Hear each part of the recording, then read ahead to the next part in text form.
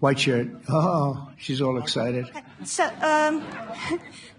BBC News Ukrainian. I would Where are like you to ask from? you- I'm from Ukraine. Oh. So my question to you is whether or not the US is ready to sell anti-air missile systems Patriot to Ukraine. We know that Russia has been pounding Ukraine really heavily right now. Are you living yourself now in Ukraine? My husband is there. Wow. And I can see you're very, it's amazing. And me with the kids, I'm in Warsaw actually, because he wanted me to be. Is your husband a soldier? No?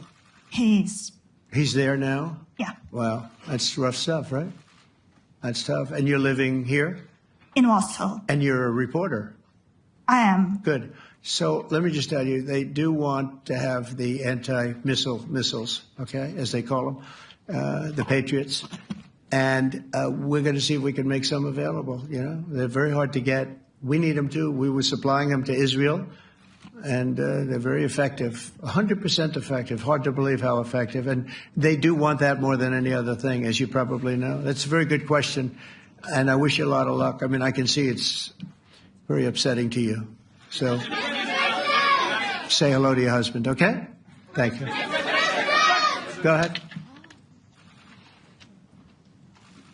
Thank you. Thank you, Mr. President.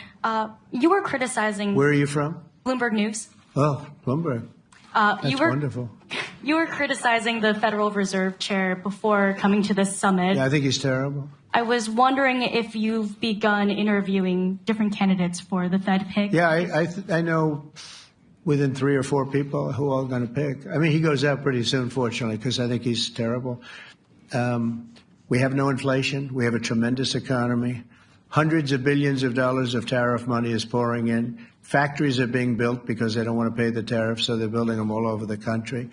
I think we're close to $15 trillion. I told you $5.1 trillion from the Middle East alone, but of investment money coming in. There's never been anything like that in the history of our country.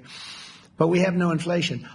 And we have borrowing because Biden, stupidly, they did short-term debt. So we have borrowing coming up. And, we'll go 10 years, maybe longer, maybe shorter, but we'll go a long period of time when we do the debt. And because of him, because of this guy, we will have to pay for years. We'll be paying for him. And I said to him, listen, there's no inflation. He says, but maybe there'll be some. That's true. I said, if there is some, what you do is raise the rate. I'm okay with that. You raise the rate in 2 years from now or in a year from now. But because the rate's high, we have to pay more for debt. It's pretty equal. In other words, if it's 4%, it's 4%. If you drop it a point, you'll pay 3%. So it's fairly equal, not necessarily, but fairly equal. So we're going to end up paying maybe 2 points or 3 points more. 3 points would be about $900 billion a year because of this very average mentally person. He's an average mentally person. I'd say low in terms of what he does, low IQ for what he does, okay?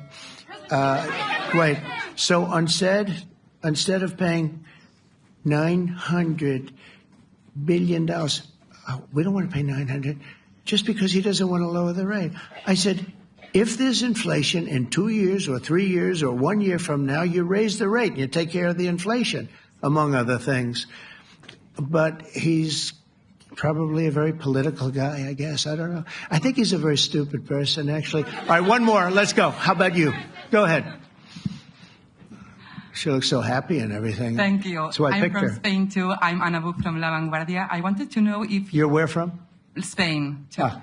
I wanted to know if you want to... That's the Spain corner right there. Shouldn't have said that. That's okay. I do like Spain, by the way. I think it's unfair that they're not paying, but go ahead. Are you going to negotiate directly with Spain about... I'm going to negotiate directly with Spain. I'm going to do it myself. They're going to pay. They'll pay more money this way. You should tell them to go back and pay. You're a reporter? You tell them to go back. They ought to join all of those countries that are paying 5%. Spain's going to be just about the only one that's not. They were the most hostile toward doing it. It just doesn't make sense to me. Okay. All right, Kelly, go ahead.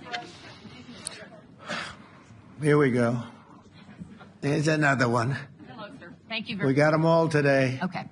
So, Mr. President, you talked about expecting some on-the-ground assessments at Fordo and other sites. Now Is that Israeli and U.S.? It's been obliterated, Kelly. It's been What is your message then, sir, to the intelligence community when they present reports? You're not disputing the DIA report. You're just... They presented a report that wasn't finished. We're talking about something that took place 3 days ago. I understand. That's the report was done 2 days ago. Wait a minute. Yes. They didn't see it. All they can do is take a guess. Now, if you take a look at the pictures, if you take a look how it's all blackened, you know the fire and brimstone is all underground because it's granite and it's all underground. You don't show it. But even there, with all of that being said, the whole area for 75 yards around the hole where it hit is black with fire. The group that's run by this gentleman, in fact, you may want to talk about it for a second because we're going to issue a report. And I think it's not even a very exciting report at this point. It's been obliterated, totally obliterated. And they did a report, but it was like, if you look at the dates, it's just a few days after it happened. Sir. So they didn't see it. They said it may be very severe. Understood. Do you have a message for the intelligence community, though, in terms of unvarnished information getting to you, that it's not... I don't really have a message. I would say issue the report when you know what happened. I wouldn't say that it could be severe or maybe not. They use the word severe. It could be severe or maybe it's not.